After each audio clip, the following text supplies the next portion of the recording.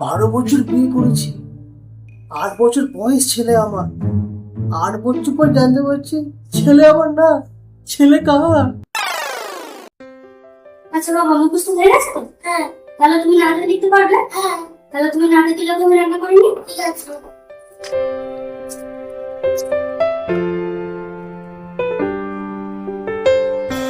লেখো।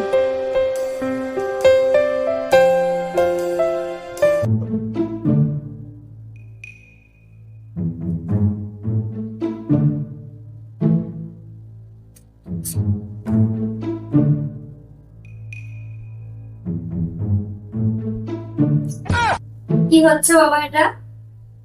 তোকে আমি নাটকে লিখতে বলে গেছিলাম? হ্যাঁ, ঠিক হয়েছিস তুই তোর বাবার মতো, একদম চোর একটা। এই, তোর আর পড়াশোনা করতে হবে না। ওঠ, 10 টাকা দিচ্ছি, দোকানে যা, জিরে নিয়ে আয়। এই নে 10 টাকা। যাবি আর আসবি, দেরি করবি না কিন্তু। ঠিক আছে।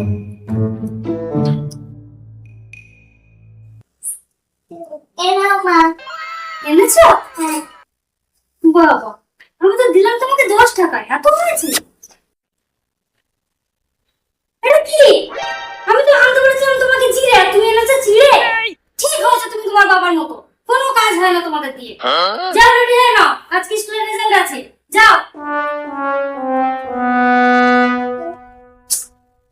কখন গেছে ছেলেটা স্কুলে?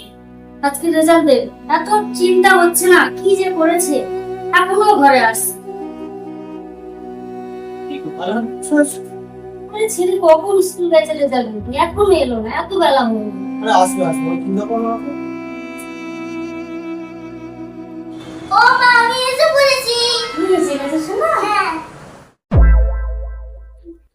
দেখলে, বলতে না বলতে চলে এলো। তুমি অনেকটা চিন্তা করছিলে। হ্যাঁ তাই তো, অযথাই শুধু চিন্তা করছিলাম।